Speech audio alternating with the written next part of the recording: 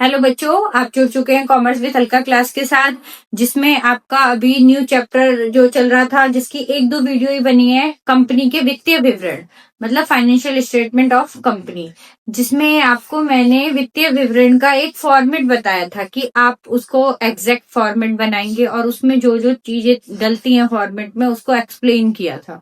ठीक है, अब इसमें मेन चीज आएगी आपकी, ये 3 टॉपिक हैं जो मैं आज आपको स्टार्ट कराऊंगी।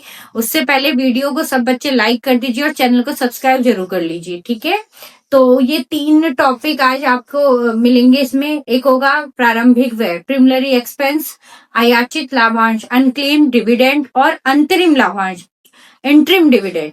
ये तीनों टॉपिक आपके वेरी शॉर्ट या शॉर्ट में आएंगे, 5-5 नंबर में, जो आपके लिए बहुत इंपॉर्टेंट है। मतलब हर साल ये क्वेश्चन पूछे ही जाते हैं, या तो अल्टरनेट पे या हर साल इसमें से एक ना एक टॉपिक आते ही है। तो इसका पहला टॉपिक स्टार्ट करते हैं बच्चों, जो कि है प्रारंभिक व्यय, प्रीलिमिनरी एक्सपेंस।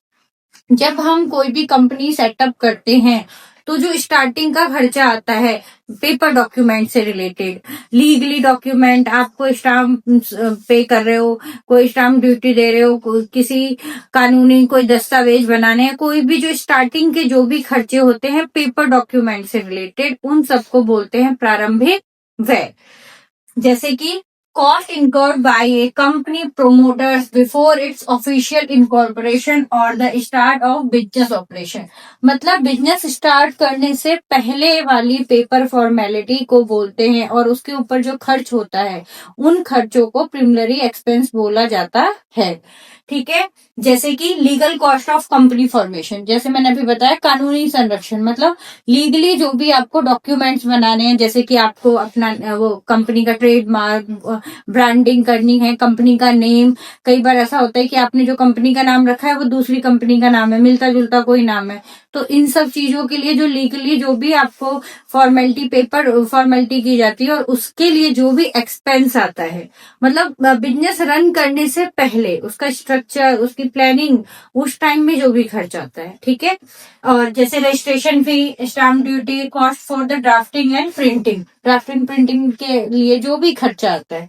ठीक है, अब हिंदी में देखिए इसी चीज को, कंपनी द्वारा उसके संस्थापन के समय जो व्यय किए जाते हैं वो प्रारंभिक व्यय कहलाते हैं। जैसे पूंजी तथा कानूनी कागज पत्रों पर दी जाने वाली फीस, कोई भी फीस जो पेपर डॉक्यूमेंट के लिए दी जाती है। कई तरह की फॉर्मेलिटी आपको लेनी पड़ती है लाइसेंस नीति के लिए, जैसे आपने उदारीकरण होता है, उसमें आपको कौन कौन सी कंपनी लिस्टेड है किसी चीज में लिस्ट में लाने के लिए, तो उन सब के लिए जो भी आपको चार्जेस देने पड़ते हैं एक्स्ट्रा, वो सारी चीजें प्रारंभिक व्यय के अंतर्गत आएंगी। ठीक है, और ये किसमें से आता है? ये पूंजीगत है, क्योंकि वन टाइम है।